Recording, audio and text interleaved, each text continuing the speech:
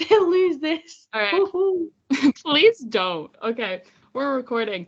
Hello, everybody. Welcome back to another episode of From the Fourth Line. My name's Emma, and I'm joined, as always, by my co-host, Marcie. Hello. Hello. We're back. Happy post All-Star weekend, everyone. It looks like it was a lot of fun in Toronto this past weekend for the All-Star break, for the All-Star game, and all of the resulting festivities. I felt kind of like content overload because it was like everywhere I looked, it was like, oh, here's a new video of a new NHLer talking to some influencer / company / content creator. Yeah. Doing something there was no escape. Which is so fun because I think probably, I don't know about you, but like my favorite part of the All-Star weekend just overall is like seeing the fan interactions and like seeing players and like fans have an opportunity to interact. Oh yeah. I think that's pretty cool. Like that's my favorite part, and I think that's like why I feel like the All-Star weekend should be something that the league keeps doing. Post that after the next 2 years where they won't have one, which we'll get into in a bit because we have some news about that. That's very exciting. But we're going to start off talking about the All-Star weekend, I think, to not get that out of the way, but just talk about it first. But first, I loved the draft. I think it was fun. I'm a big fan of the player draft. It was fun. And it was fun in the way that had me spending the entire time sat there thinking, oh my, I did not think it was possible to cringe this much. It was so unbelievably cringy because they gave the co-captain, like the celebrity co-captains, and then the captains and their assistant captains, like Britney microphones, like, and the mics never were turned off. So players realized pretty quick that they could just cover the mic and like you wouldn't be able to be like you couldn't hear what they were saying.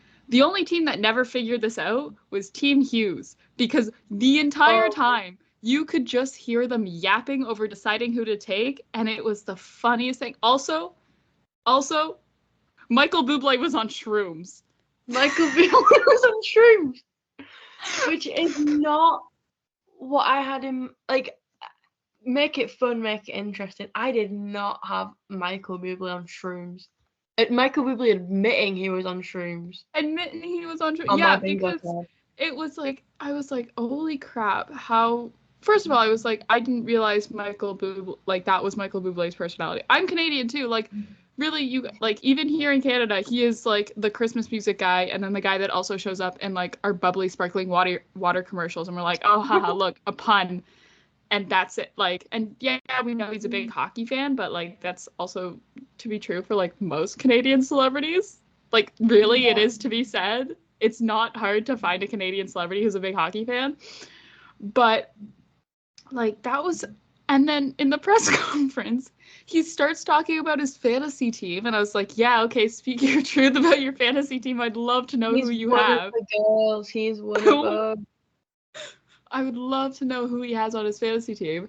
And then he then eventually says something about like being like, oh, you know, my friend, I was like, gave me like microdose of shrooms. It was not a microdose of shrooms. I was like, why are you microdosing on shrooms at the All-Star game? I mean, I think the bigger question is, why are we not? Why are we not? I want to see Sidney Crosby and Nathan McKinnon on shrooms. For science. Oh, no. It's like, you gotta, yeah, oh my god. Just like the wildest combination of NHLers who you could put on shrooms. And that is the All-Star game. You think, what NHLer should be on shrooms, and that's who you send to your All-Star game. That's how you grow the game, is to put your athletes on drugs. You give me Michael Bublé on shrooms. I give you something that is terrifying, something horrifying, something that no one ever wants to experience. Mitch Marner on shrooms. Jesus. Actually, you know what? Based on what that sounds like I haven't done shrooms, but I do have friends who have. Based on my personal research, I've asked questions. It's like a thing where like shrooms will just heighten all of your emotions. So it's like you have to be like in a good like mental headspace to do shrooms, or it's going to heighten your negative emotions. So it's like it'll be very interesting. Like anyway, we're not here to talk about drugs. Hi guys, welcome to the next episode. Hi Mom and Dad, thanks for listening to the show. Tune into the next episode where me and Emma, like the scientists we are, microdose shrooms. What, Mom, Dad, that's not what's happening next episode. Before I get a text from my dad being like, what is this about you doing drugs? Oh my god. But yeah, pioneering scientists. The thing I will say about the draft is like I'm kind of upset that they got rid of the last pick. Like they were like, no one's gonna be picked last. No. Those 4 last guys are gonna get like gonna have, it's gonna be random. I kind of wish it was they brought back the car and then they, had a guy who was picked last and he got a car. Because I'm gonna like I need these guys to experience getting picked last at being in like elementary school and getting picked last for soccer, baseball, because I know for a fact that is not an experience any of them ever had, because the hockey guys were never picked last for sports ever, and I want them to have that experience of being in gym class in elementary school and getting picked last for soccer, baseball. I want them to feel the same emotions I felt. It just sounds like, where was my free car when I got picked last? Yeah, exactly. I was not in PE, huh? Yeah, I was never given a car at 9 years old when I got picked last for a game of floor hockey. I'm owed a lot of cars if we're working off of that logic.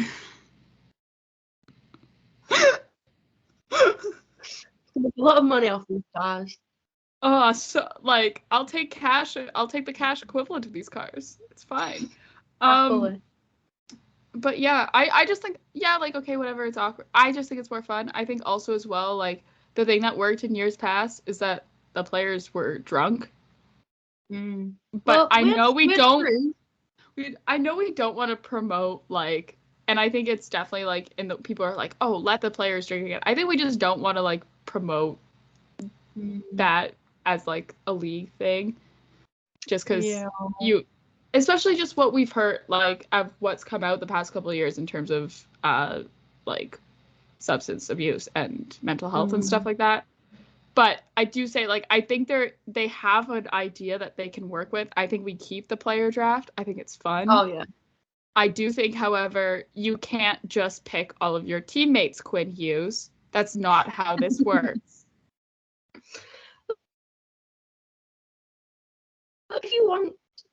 Did you also get that early agreement? Whoa! I did, yeah. Whoa! Hold on, DJ Smith. Whoa! Whoa! Whoa! Hearing DJ Smith is joining. This is fresh. We were going to talk about the LA Kings because that was news we got this weekend. Yeah. This is fresh off the press from Elliot Friedman. Hearing DJ Smith of Ottawa Senators fame is joining the LA Kings as the outside assistant GM Rob Blake referenced today. He and Jim Hiller worked together in Toronto. Jesus! Oh boy! Anyways. Oh boy. Oh boy. We will talk about the LA Kings in a little bit, but I do want to get through like the actual All-Star related festivities. First of all, gonna say it. I love the mascot events that they do. I think those are the best part of the weekend by far. And I think that we should just replace the All-Star game with putting players in the mascot costumes and having them play out on the ice. I mean, that's what we did with Joseph Wall. He was... Oh, absolutely. He's Carlton the Bear. I have yet to see evidence that proves otherwise. They wear the same number, and Carlton the Bear is always the goalie for these, like, mascot hockey games. So, have we seen them in the same room? Have we ever seen them in the same room? No, we have not. Until I see them standing beside each other, I do think that Joseph Wool is Carlton the Bear. Yeah. It just makes sense. Yeah. Moving on to Thursday. Well, not Thursday. Moving on to Friday. Skills comp. Connor McDavid won the competition he designed.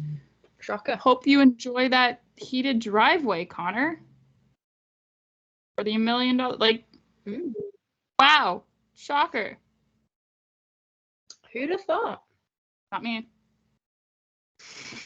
Actually, no, I saw this coming. I was like, it's gonna be Connor McDavid. Like, why are the rest of them even there trying?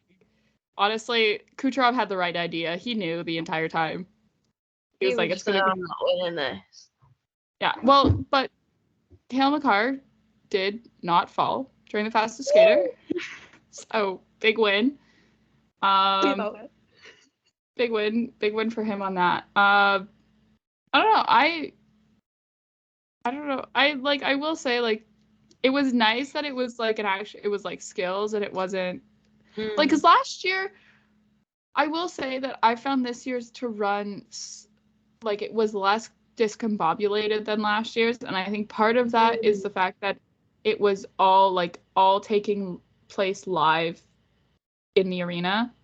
Compared to last year where it had the pre-recorded segments and they were like, we're out on a golf course. Now we're back in the arena. Oh, we're out like doing dunk tank stuff. Oh, we're back in the arena. And it's nice because I think also it makes it more enjoyable for fans. They're not watching like half the skills comp on the Jumbotron. Right? They're watching it all in front of them. Yeah. Like it's all the... Yeah.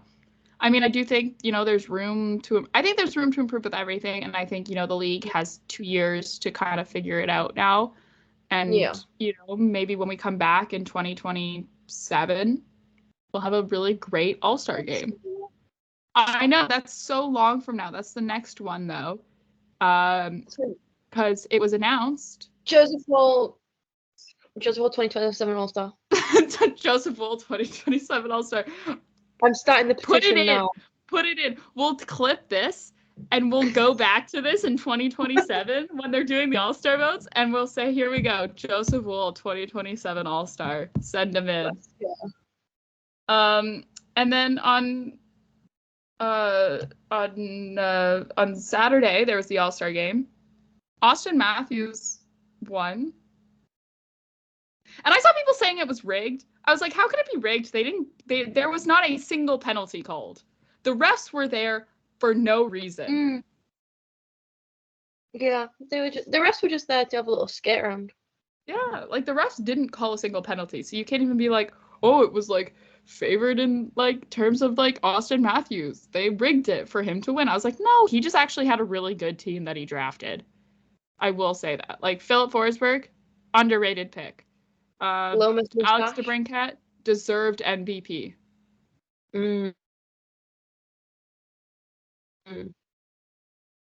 He scored 3 goals in 2 games.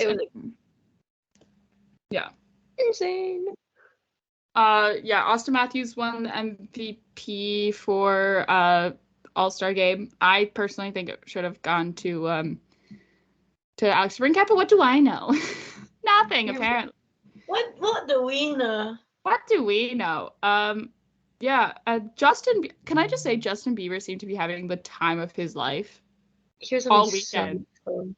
He was having so much fun. And like that's where you have to realize like he was living out his dream. He got to like skate and warm-ups at Scotiabank Arena. He got to like hang out with like the players of his favorite team, like in the locker room and everything, and like hang out with them. He's friends with them. Like he was having the time of his life. There was a video of just like the players like lining up to take a picture with him during warm-up. It was the funniest thing. It's like I was like, I didn't realize that hockey players were such big believers. You know what? I need to know, are they true believers? Were they there going to their swimming lessons aged, 9, with a Justin Bieber tote bag? Was that you? Yeah. Were they at their 9-year-old, their age 9 swimming lessons with a Justin Bieber tote bag, that I had my towel and my goggles in. Were they there? I'm gonna admit this. I actually hated Justin Bieber when I was in elementary school. Because you don't understand, like, that's valid. The amount, you don't understand, like, the pure amount of times that his music would get played on the radio to fill Canadian content requirements, which is like a whole law within Canadian media where a certain percentage, if you're a Canadian broadcaster in terms of radio or TV, a certain amount of the music or the TV shows that you air have to be Canadian content.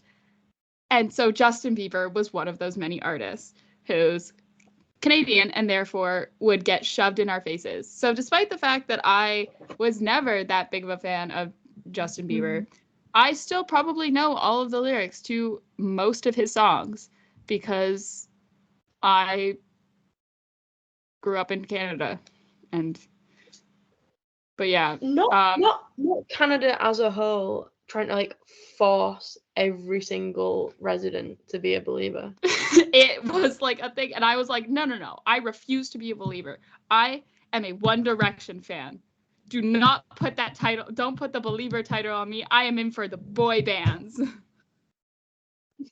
Jonas Brothers and One Direction. I would also like to clarify, I was One Direction since day one as well. I need to, for public record, I need it to be known. I sat and I begged my mum to let me call in on the X Factor to vote for them, and she said no. I didn't have any money because I was like 10. Yeah. Just another thing, like Justin Bieber, he performed at a Drew House event at History for the first. He performed he did his first performance in like 2 years. Performed Eeny Meeny Miny Mo, and also Snooze, which was great for the first time live. Yeah. We're gonna talk about the Drew House thing. First of all, there's 2 things I want to address. One, Joseph Wool was in attendance with Jay Gottinger. Joseph Wool was alive and well this weekend, and he was going to all of the All-Star Game festivities and dragging his high school bestie with him to his work events. Love that for him. As they should. Like, honestly, so relatable. If I true teenage girl. Yeah. Oh yeah. And 2, Mitch Marner has never been to History. I have to question that because for those who are unfamiliar with the Toronto music venue scene, History is like one of those big, aka Marcie. History is one of those bigger, like not big, but it's one of the very popular small venues where it's like a stage, general admission standing room, and then a balcony. You get the vibe? Like where you would have seen Dodie perform in like 2017. Yeah. Oh, yeah. Familiar? Oh, I know. We've all been to a 2018 Dodie concert. I feel like I saw her on the Human Tour. Ooh, I saw the T-shirt in my closet actually. And it's like, I'm surprised. I was like, you're telling me he's never been to a concert concert at History? Like ever? Like he's from Toronto. He works and lives in Toronto now and has never been. That does make me now want to ask. I do want to ask now Mitch Marner what his favorite Toronto concert venue is. Like what will say? Because mine is Budweiser. Mine's Budweiser stage. It's where I saw 5 Seconds of Summer twice. It's a great outdoor venue. Has the lawn and everything. Yeah. It's a good venue. I like it. It's great for like the summer. It's like pure like summer concert venue. It's great. That's my favorite concert venue, and it's not at all influenced by the fact that that's where I saw 5 Seconds of Summer twice. 2 summers in a row. Ooh. But what a time to be alive. Because I liked it because I didn't have to, I could sit down and I could also see everything. I was squinting at like a tiny like Harry Styles dancing around Scotiabank Arena. But yeah. I don't know if you have anything else you wanted to point out from Tate McRae's performance. I liked that. She served. McRae. Hey, stop it! Oh my god! Like, if she wanted to make out with me, she could have just asked. She didn't have to do all that. I do. My favorite thing is like people who are not Canadian or don't listen to a lot of Canadian didn't listen to like Canadian radio in like 2020, like, and not really knowing who Tate McRae is, and like this is their first like experience to her and they were all like, she's fantastic. I was like, yeah, she is, because she's like another one of those Canadian content artists where I'm like, oh, I know who you are, like, because 2020 she had a single that she did actually perform a little bit of that like was huge on Canadian radio, and it was like one of those things where I'd be in the car with my mom and it would play every single hour on the radio. But yeah, she did great. She looked like she had a great time too. Again, another one of those like hockey fans who is also a Canadian celebrity. Same thing with Will Arnett, who like showed up to the draft where his co-captain was like Connor McDavid, and he was wearing a Leafs hat. I was like, okay. We're like, okay, go. Okay, Will Arnett. I know I'm gonna cut you some slack because I know you have to carry the charisma for your team this entire weekend. Because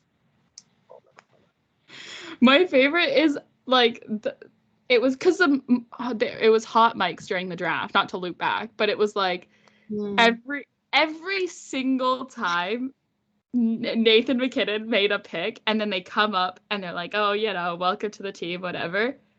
He was giggling away. Giggling his little socks off.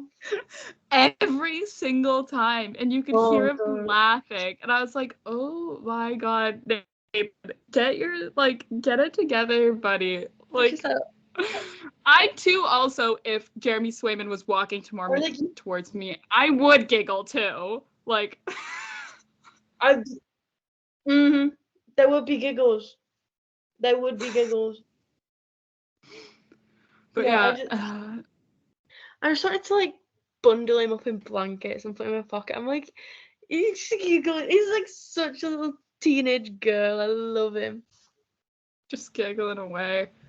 But yeah, I don't know if you have anything else you wanted to add from All-Star Weekend. Yeah, I liked the skills competition. It was good. It felt a bit slow. I'm not gonna. I did nod off at some point, but the thing I think part of that was just that there was commercial breaks. I'm like, I think everything could be solved if we had no commercial breaks, but unfortunately, this is live broadcast television. Like, yeah, I was like, because I was like watching it, and then I watched back what I slept through the next day, and I was like, I was making my breakfast whilst watching it, and I was sat there and I was like, how have we only got this far in the time it's taken for me to cook, eat, and wash up and sit on my phone for 10 minutes? But it was fun. It was enjoyable. I personally think, I know I've said this before, and I will definitely say it again, I think that we just needed Sidney Crosby in tiny little black shorts and a tight little white t-shirt in a dunk tank. He was there though. Him and Connor Bedard came out to pass pucks for the one-timers. They did. They trotted out. If you want to break them, Sidney Crosby wet t-shirt contest. That's all I'm saying. My favorite thing also to anyone who gave Sidney Crosby shit for missing the draft. First of all, let them. I'm convinced he does not want to participate in an All-Star Game player draft because he has missed the previous two because he had not gone to those All-Star Games due to getting injured. I did my research. 2011, he was injured, concussion. 2015, injured, lower body injury. Did not participate in the All-Star player draft. Fun fact. So he never has participated in one. He has, like, been drafted in one, but, like, wasn't there this year, obviously. And I think also as well, he probably, like, gave an experience of a lifetime to, like, a 9-year-old kid because he had, like, a little Timbits player fill in for him, which I think is, like, far cooler than having him sit there. And then, especially because it's, like, also as well, like, okay, yeah, you see him get picked. You see him, like, shake Nathan McKinnon's hand, skate over, and then go sit on a bench for an hour because he was picked first by Team McKinnon. So, like, also as well, let him enjoy his vacation in Montana. He seemed to enjoy seeing coyotes on the side of the road. Exactly. like full-fledged of it. And I so deeply appreciate that. Like, it wasn't like he was, like, getting drunk in Mexico or whatever. He literally was, like, skating at an outdoor rink in Montana and then was going to, like, a wolf and bear nature reserve. No way.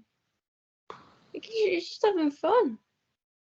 So, yeah, I think, you know what, I think we should just let Sidney Crosby do whatever he wants.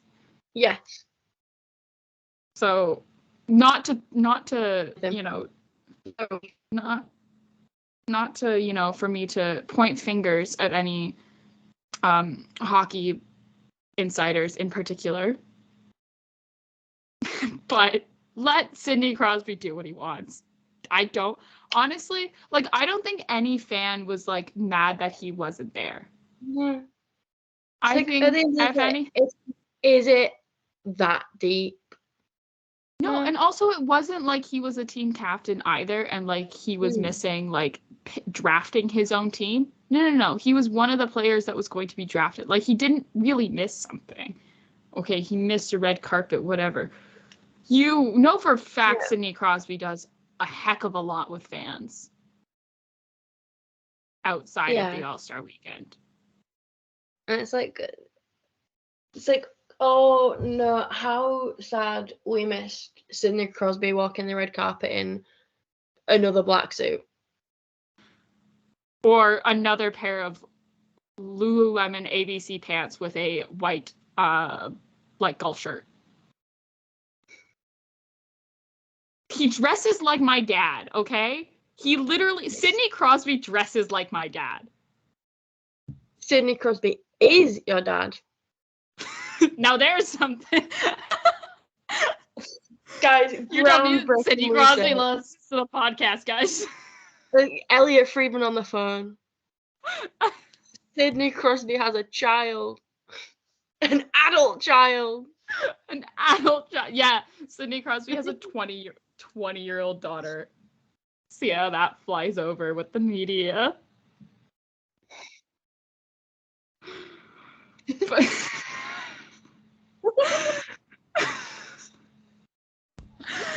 Anyways, also that was announced because Gary Bettman had a press conference. It was announced that there will be the Four Nations Cup, officially announced, because we had some, like, hints about it for a while. It was officially announced that in 2025 there will be no All-Star game, but there will be a Four Nations Cup to take place, where it's a, like, 2-week event between Canada, US, Sweden, and Finland, where teams will play in 2 cities, Montreal and Boston. Hopefully a year from now, you know, fingers crossed, we can acquire some media passes. If not, I will still be going because Montreal is not that far from Ottawa, and boots on the ground reporting is what we value here. And also, I got crazy FOMO from not being in Toronto for the All-Star game. So...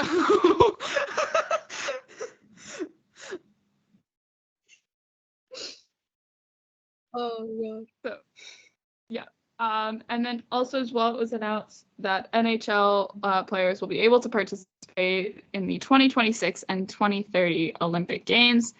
That will be in Italy in 2026, which is exciting. And then it was announced it was so funny because it's not official where the Winter Olympics in 2030 and 2034 will be, but it was also like partially announced during this press conference. There was a moment where they were like, and in 2034, hopefully we can get it figured out where we'll send NHL players again, because that hasn't been made official, but they're like gonna be like, we want to also try and do it for 2034, which doesn't sound like a real year. The more I say it, that's like 10 years. That's actually 10 years from now. Jesus Christ. No, yeah. I was stuck there. Oh. No. And they were like, oh, but it will be in a hockey city. And I was like, oh, okay. And then I'm like, wait a minute. Did they just announce where the 2034 Olympics will be? Something that's like not at all official. And I did a little quick Google on like who the different candidates were. And the only one that's like a notable hockey city is Salt Lake City, Utah. Which is funny. I don't know. Mormons don't scream hockey to me. No. Like, I don't know. Hockey doesn't seem like a very Mormon-friendly pastime. But maybe I'm wrong. I am not Mormon. Yes, I am. Not Mormon. Who knows? Maybe Mormons are really big on hockey. Maybe they... I don't know. Maybe they are. Who knows? Maybe there's like a secret Mormon hockey league. That would actually be very interesting. Do you think like fighting's banned in a Mormon hockey league? It's gotta be, right? Now we're talking about the logistics of a Mormon hockey league. Jesus Christ. The secret underground Mormon hockey league.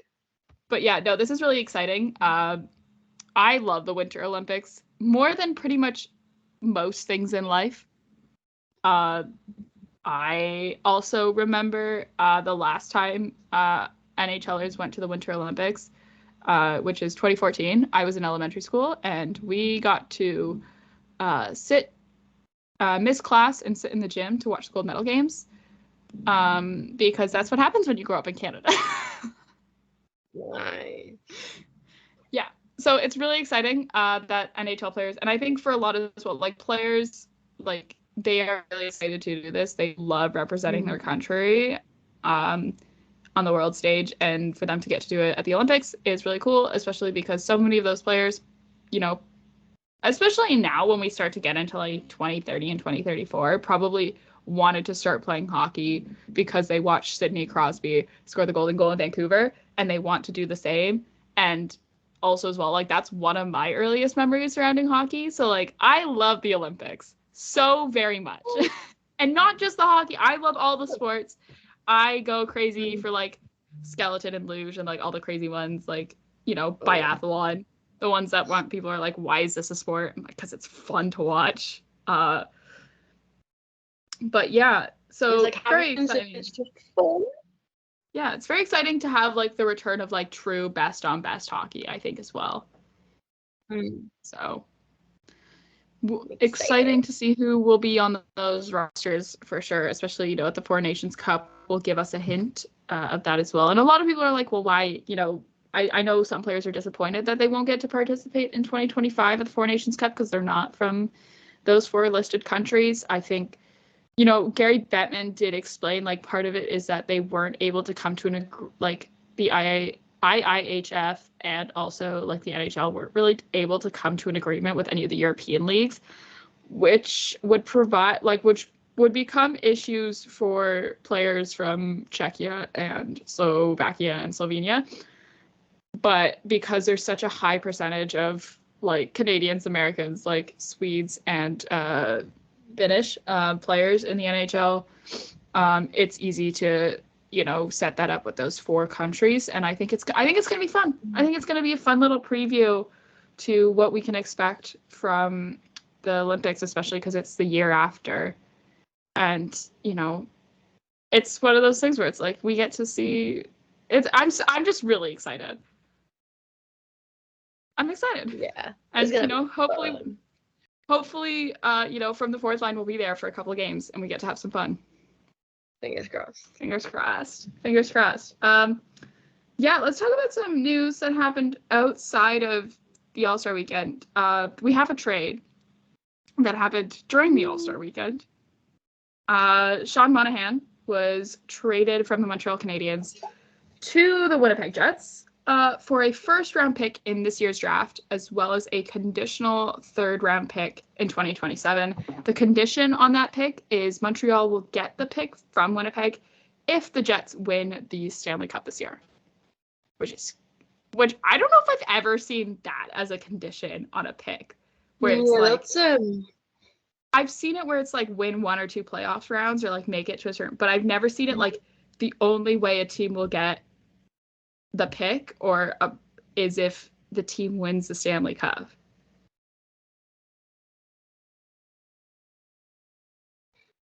Yeah, it's a big promise. Yeah, absolutely. It's an interesting one. I don't know, maybe like someone out there actually knows if that's happened before, and if they do, drop us a reply, or like add us on Twitter, like send us a DM, email us if you're that old fashioned. Let us know, because I was one of those things where I saw it, I was like, that's crazy.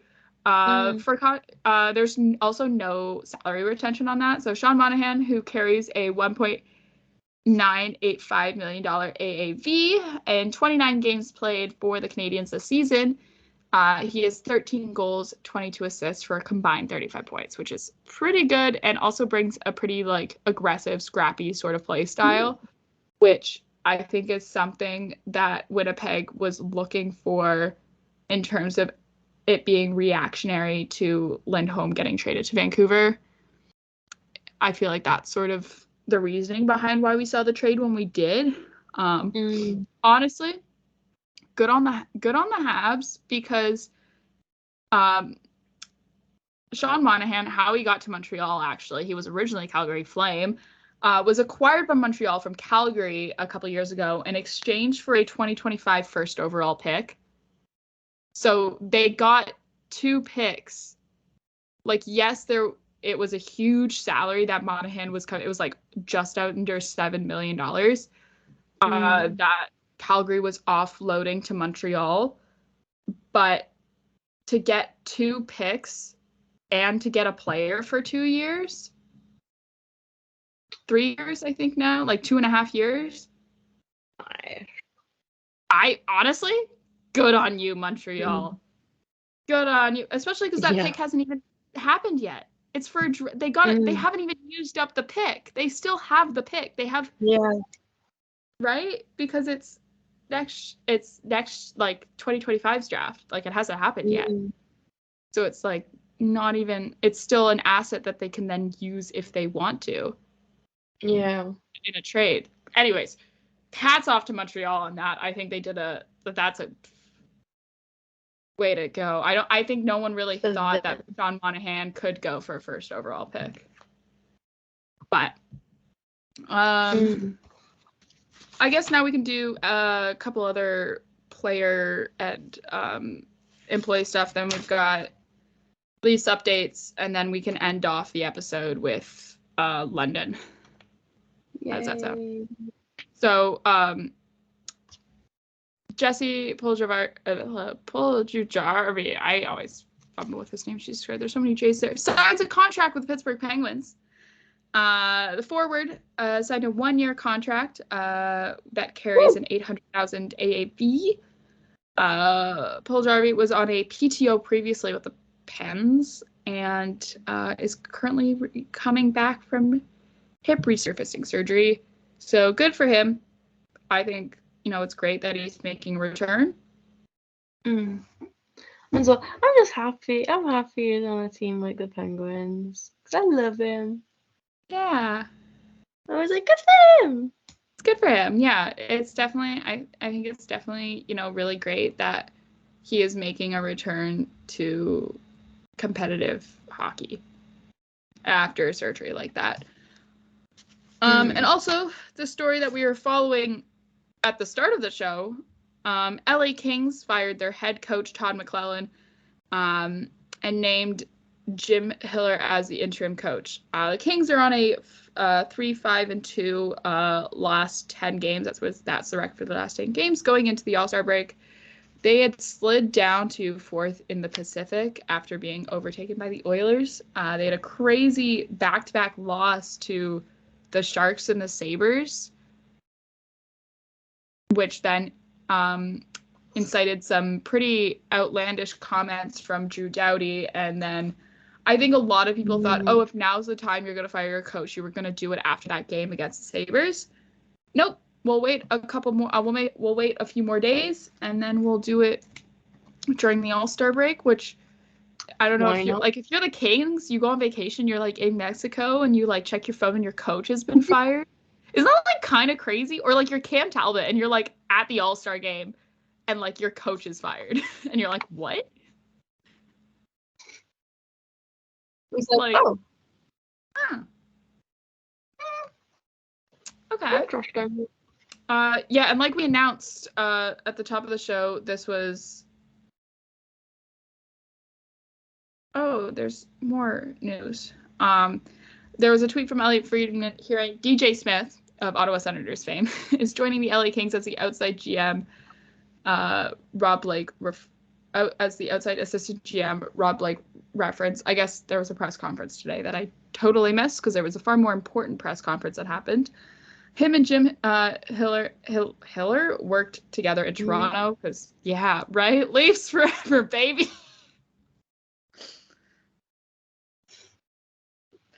Leafs legends. Yeah. But yeah, so we'll see how it works. I don't know. That's okay.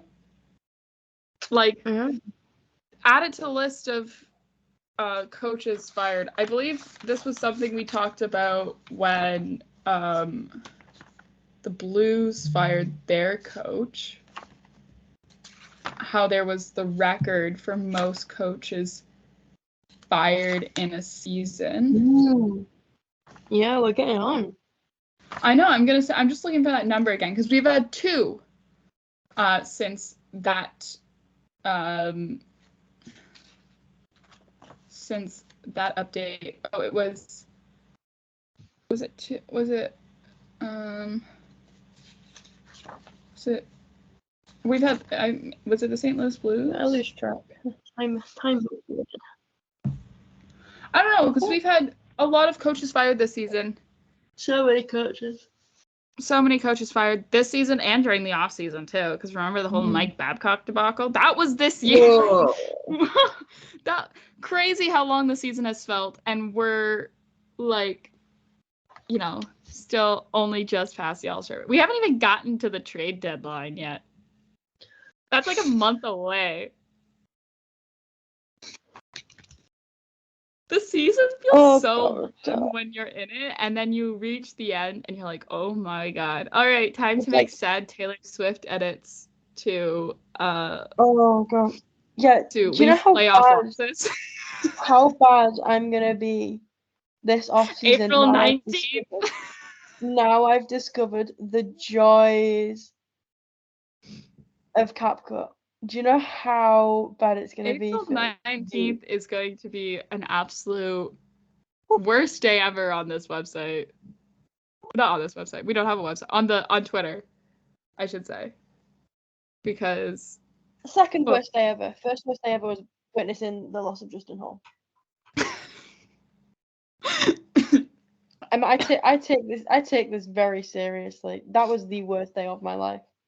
Not even the Rasmus Sandin trade could top that. That was a pretty rough day for me. I mean, nothing will ever humble me more than crying over Justin Hall on my grandma's couch as she looked at me thinking,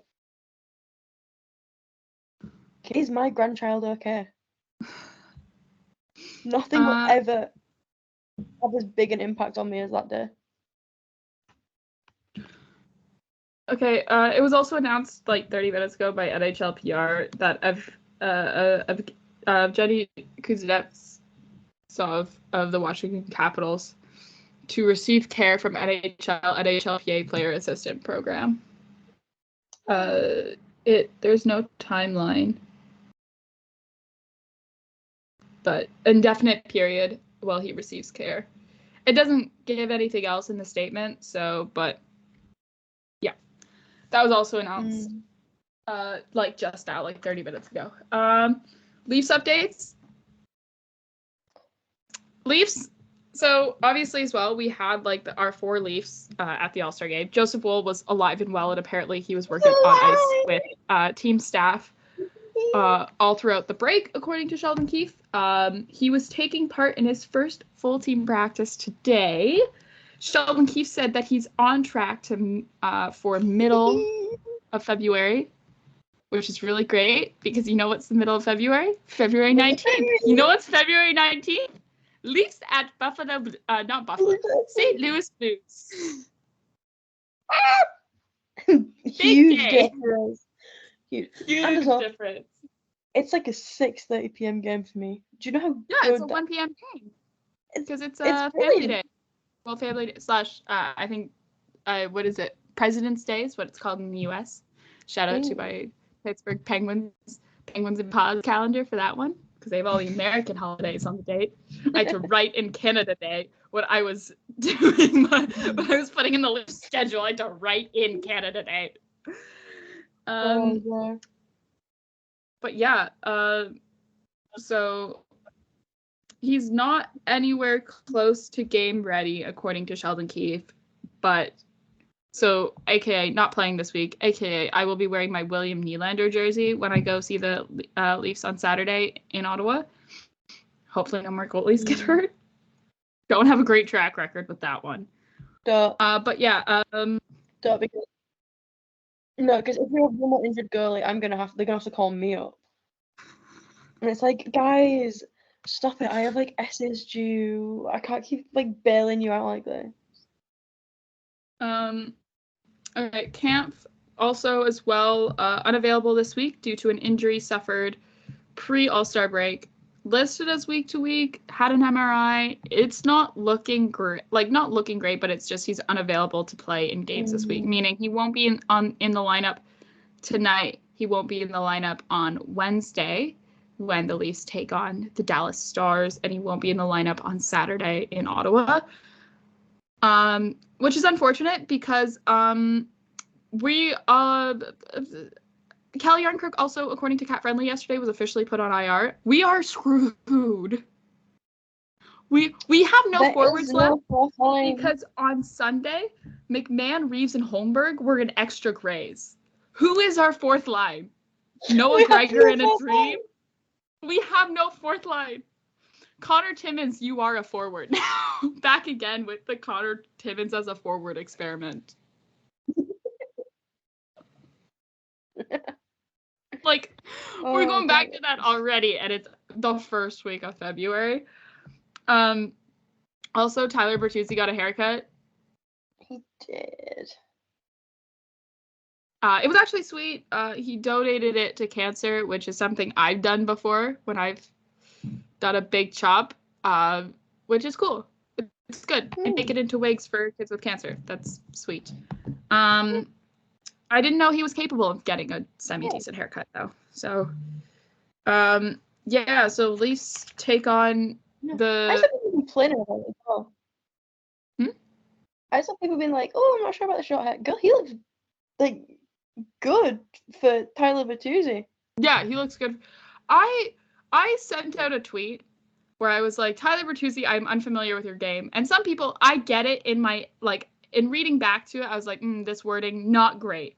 Because people thought it was a Tyler Bertuzzi thirst tweet. It was not a Tyler Bertuzzi thirst tweet. It was me addressing the fact that I was unfamiliar with his game and getting a decent haircut. I ended up having to just straight up delete the tweet because I was like, I don't want people coming into my, quote tweets. I'd had multiple private quote tweets. I didn't want people coming into... I didn't want people coming into my quote tweets and accusing me of of me not forgetting that Tyler Bertuzzi is a COVID anti-vaxxer. I'm well aware of that. I know that. I've looked at his Wikipedia page. I know that. That I'm not excusing him for that. This is just me simply addressing the fact that I didn't know he was capable of having a haircut that makes him look like he works in finance. Yeah. So he looks good for a Tyler Bertuzzi. Yeah. Sometimes I forget that my tweets can like reach outside of my immediate circle. Because like sometimes you forget you're not just tweeting directly at me. Sometimes I forget like I'm not tweeting to the same audience of 0 that I was a year ago. And that I actually do have over 500 Twitter followers. And sometimes I forget that. And then I tweet something like that, and then people, and then I don't include all the context, because in my head it makes sense, because I know all the context, and I'm like, people do not know all of the context. Mm-hmm.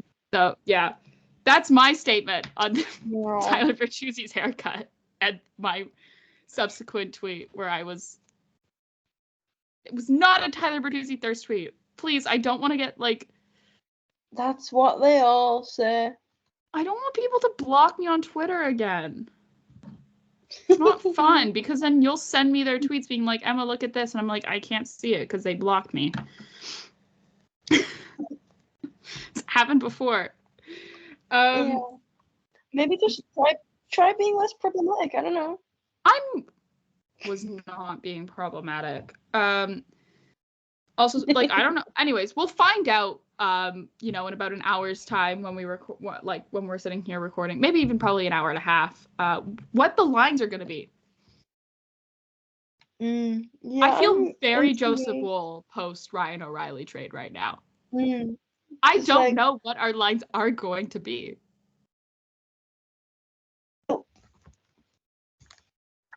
He found out the lines at practice. We find out the lines about 20 minutes into the game. Yeah. Yeah. Because knowing Sheldon Keefe, he's going to change them about 7 times during the game. Oh, yeah. We're getting a full blender. Mid-game blender. Yeah. But speaking of the Leafs, I think I have finished my my Leafs locker room seating plan. I think I finished it today. So that I'm waiting on one. I'm waiting on to just confirm one more seat, but I think I finished it. So. Look at you go. I'm very proud of myself at this, because I said I was going to do it last season, and then Kyle Dubas made like 7,000 trades at the deadline, and then I was like, screw this. I give up. I'm not doing this anymore. I was like, I don't know what to do. I was like, I don't know where these guys go. Oh. I will also say, in my notes, under like decoding the Leafs to practice lines, I have one bullet point for that, and it is just, who fucking knows? And I think that pretty much sums up the Leafs today. Yeah. And yesterday. Because I'm like trying to think through my head. I was like, okay, it's almost easier to say what guys you would have, right? So it's like, okay, your top line's not going to change. You still have Nyes, Matthews, Martner. Yeah. Your second line isn't going to change. You've got Neil. What are you going to go? Bertuzzi, Nylander, Tavares, right? Right? Yeah. Your third line is where it gets interesting, because you're without Calle Yarncroke, but you still have Nick Robertson. So you go Nick Robertson. Who's gonna center that line though? Are you gonna have Max Domi be your third line center, which is something we've already proved doesn't work? Yeah. So do you then keep Max Domi over on the wing on your third line and have like Pontus Holmberg center it? Yeah. And then so it's like the only guy you still have on your fourth line is like, so it's gonna be what? Gregor, Reeves, if he can play, which I don't know, he got hit yesterday in practice and left early. And Bobby McMahon, who was hurt and like on IR. I don't even know. And also for all the people who are saying call up Alex Steves, kind of hard to do that when he's in San Jose right now.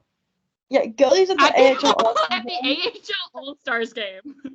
That's tonight. Thank you. Like, I saw so many people when they saw those lines. I saw so many people when they saw the line of, like, David Kampf being out, and, like, then they saw the lines and there was no fourth line, and they were like, what is going on? And they're like, call up Alex Steeves. I'm like, Alex Steeves is in San Jose right now with Dennis Hildeby having the time of his life at the AHL Skills Comp. Yeah, Then there's, like, the AHL's, like, showcase. They're in San Jose right now. You're not flying him back to call him up for a game against the New York Islanders in February. That is not. No. But yeah, I was like, do you guys even know where he, like, people are like, oh, it's time to call up Alex Steeves. Alex Steeves is not in Toronto. No, he's quite literally as far away from Toronto as you can get. Literally, he is across the freaking continent. He is in San Jose. Like, it'd be easier to fly me over from England. Probably. But yeah, so continent. We'll see. A different yeah, we'll see. So also as well, the London police had their press conference today at 2. Yeah. Oh boy. It was one of those things where it was just, like, hard to listen to, I think, for sure. I know you stopped watching it before it was over. And I watched the full thing. That's why we make a good team.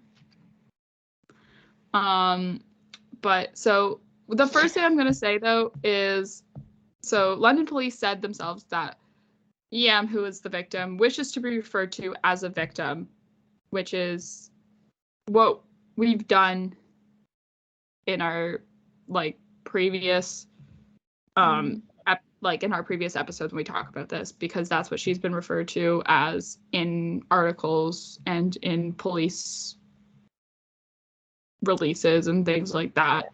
So we're going to keep doing that, obviously, as well. London Police Service also, as well, the chief issued a heartfelt apology to the victim and her family for how long it took to get to this point, aka arrest being made. I do want to say a huge hats off to Rick Westhead, Robin Doolittle, Kate Strang, for all of the work that they have done so far and will probably continue to do as well. They were the first 2 questions in that press conference from the media. And they asked good questions. They asked baller questions. Like, Rick Westhead straight up asked if the police service failed the victim.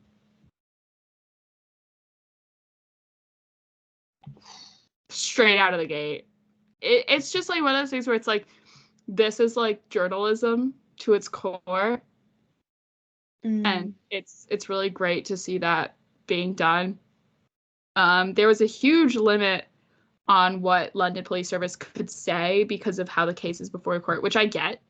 You don't want to, like, risk a chance of, this not, something happening in court where, like, you say something that you shouldn't have said and discredits the case or whatever. Yeah. But I do hope that means that every question that couldn't get answered because they weren't allowed to say gets answered, when the public court documents do come out, whenever this case goes to trial, which who fucking knows because of how slow the Canadian court system is. That we could be sitting on this for another 2-3 years of just not fully knowing everything. And then also as well, there was an explanation as to what Michael McLeod's second charge it was, regards to him, where he had 2 charges. So it was referring to how he helped others commit the assault, which is his, like, party to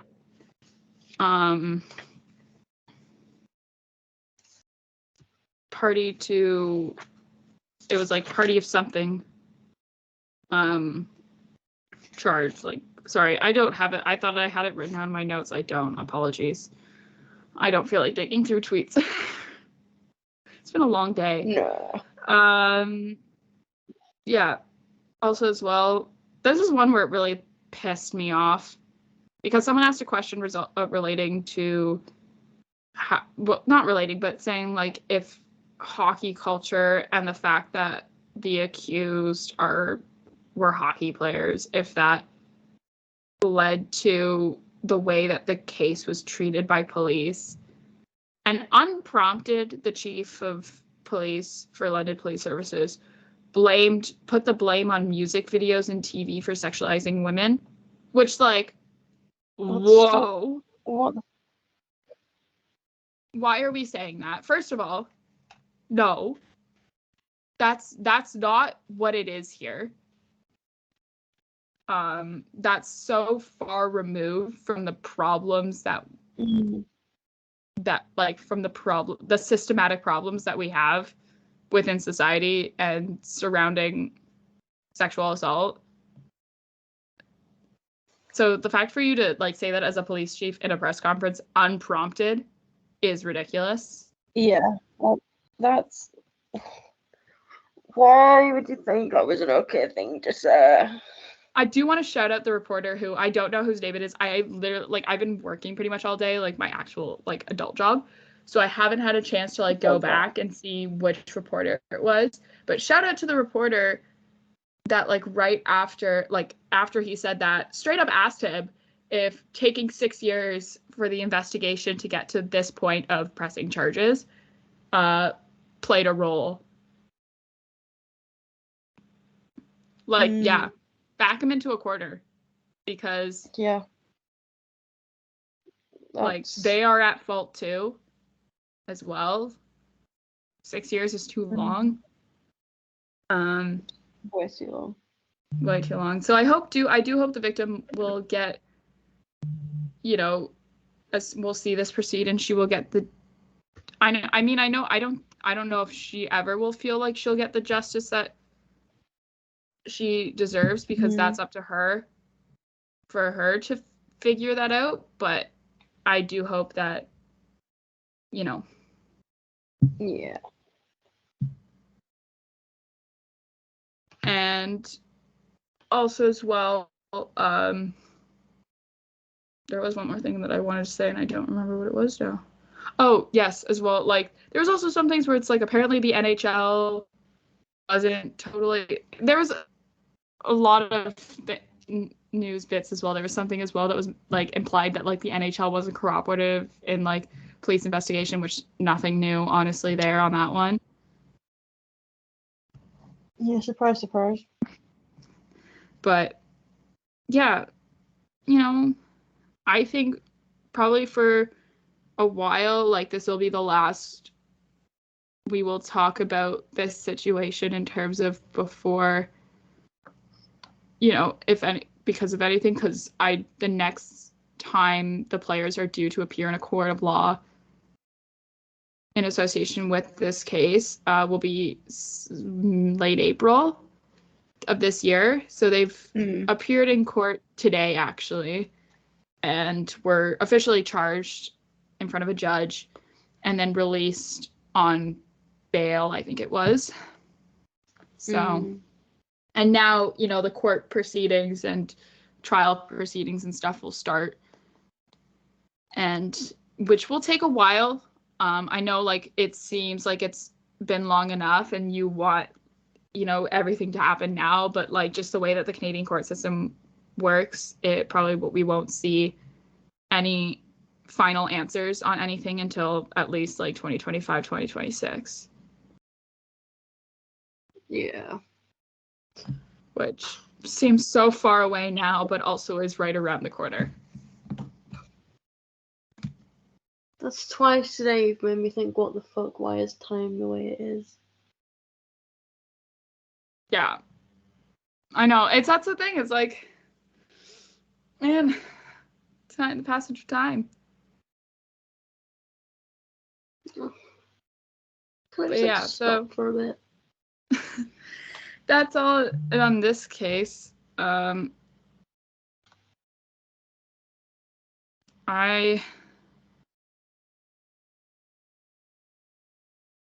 don't know. We do still have some time though. We are less than an hour, so I don't know if there's anything we wanted to talk about. Anything fun? I mean, we could talk about Justin Bieber cropping Nate McKinnon out of his picture with Sidney Crosby. Oh God, that I would literally be like crying if I was Nate McKinnon. I would on the floor. He is. I'd be like, send him a DM on Instagram, like, Justin, what the fuck? I thought we were friends. I thought we were friends.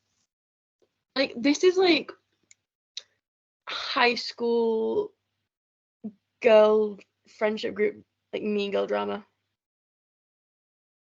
And I love it. Oh, you've raised your eyebrows. Here you go, Darren Dreger, as of 6 minutes ago.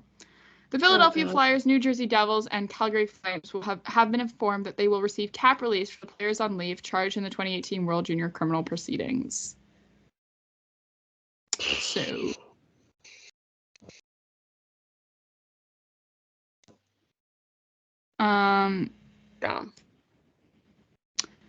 yeah, I think honestly that happened way too quickly considering how slowly everything else happened. Like, why were the league very, very quick with this, but have been slow with literally everything else? Yeah. It's, I wonder.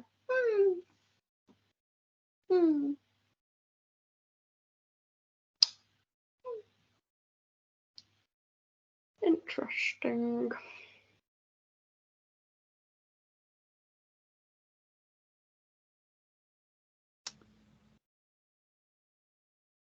Yeah.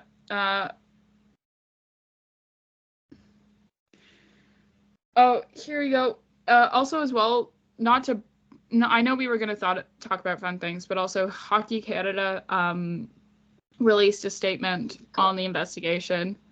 As part of this, now this is statement. Hockey Canada says that all players from that team, so the entire 2018 team, remain suspended for international competition under its umbrella. Next year's Four Nations Face-Off is not a part of this, as it is an NHLPA event. So, yeah. Also, Four Nations Face-Off sounds dumb. Call it the Four Nations Cup. Because I know I will be there, and I will be like, Four Nations Face-Off. I think even like the players have like caught themselves and have called it like the Four Nations Cup and stuff like that. But like, it's one of those things where it's like, we'll be there, knock on wood. I will be there, knock on wood. And I'll be there in spirit. And I'll be sitting there and being like, and I'm here at the Four Nations Cup. And get it wrong. And then we'll post it out to the internet and people will be like, you got it wrong. And I was like, well, yeah. But yeah, I did actually. Yeah, thanks for reminding me. But I really do get to go to some of those games, and I don't know, knock on wood, we get some access and stuff. You're so far away. We could be a big enough deal to get media accreditation.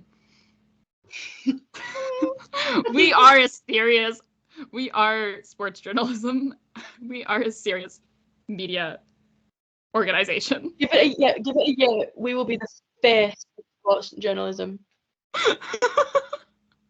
Like Elliot Friedman. Sorry, who is Elliot Friedman? We only know from the fourth line. You're serious sports media. We're so serious. Yeah. Yeah, I don't know what to like.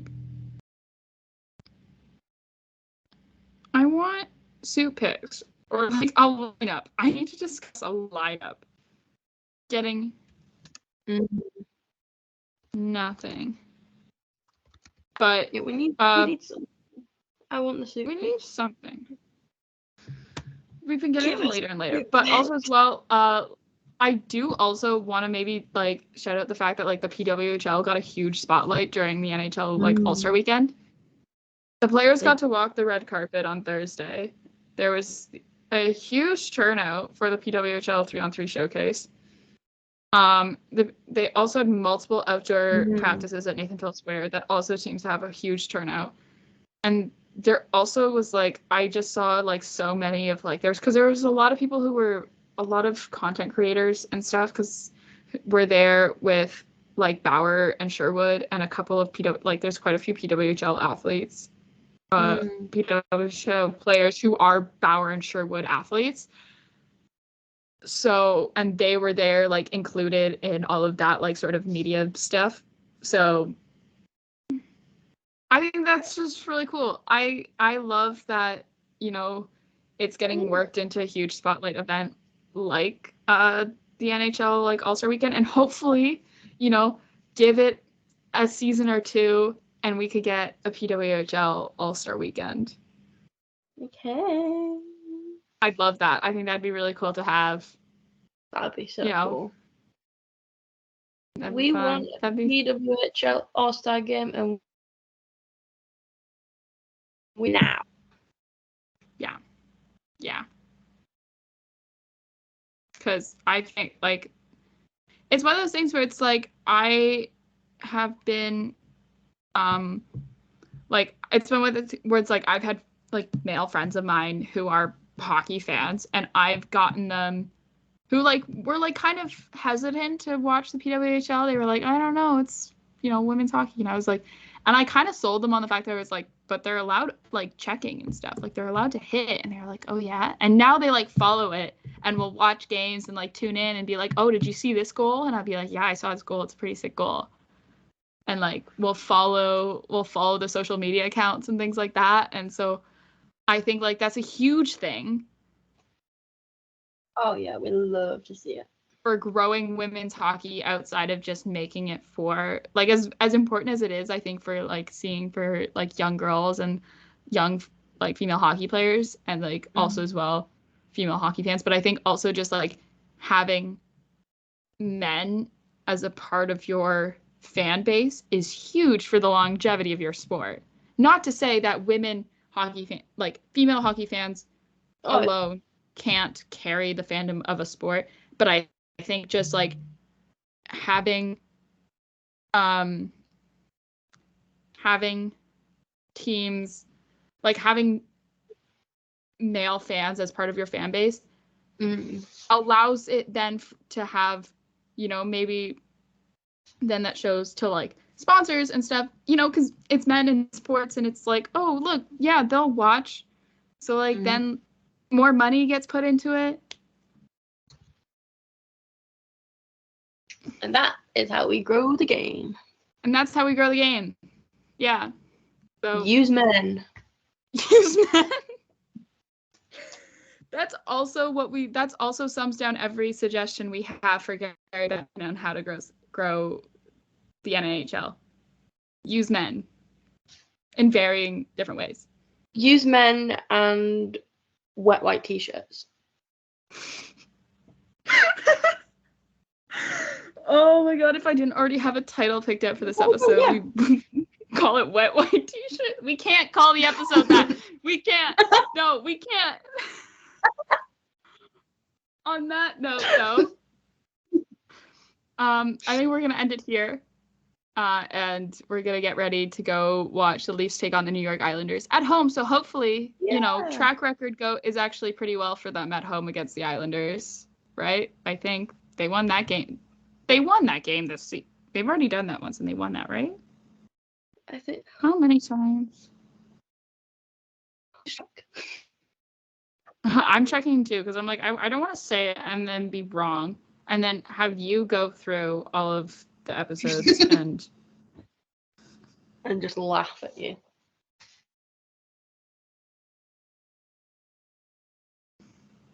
Have they not? Hold on. What game am I thinking of then? No, they haven't. I'm an idiot. What game am I thinking of? What home game am I thinking of where they won? And I was like, oh, was it the one against the Calgary Flames? And I was like, yeah, orange is orange. It's not orange.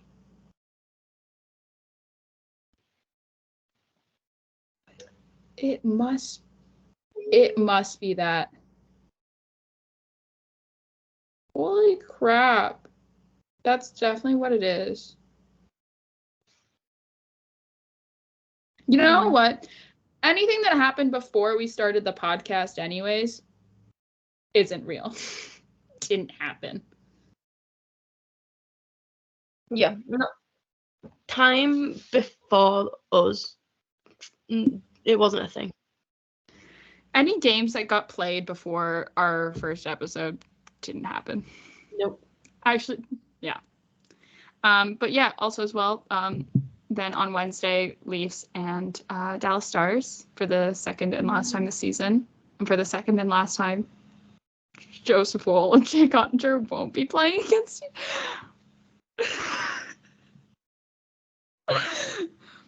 As they're both of their first, like, with both of them in the show for the first time for a full season, and they both, in both games they have against each other, will not be facing off against each other. Oh. Shush. I don't want to hear it. You make me sad again. Yeah. So yeah, with that on that note, thank you guys so much for listening to another episode of From the Fourth Line. You can find the show anywhere you get your podcasts.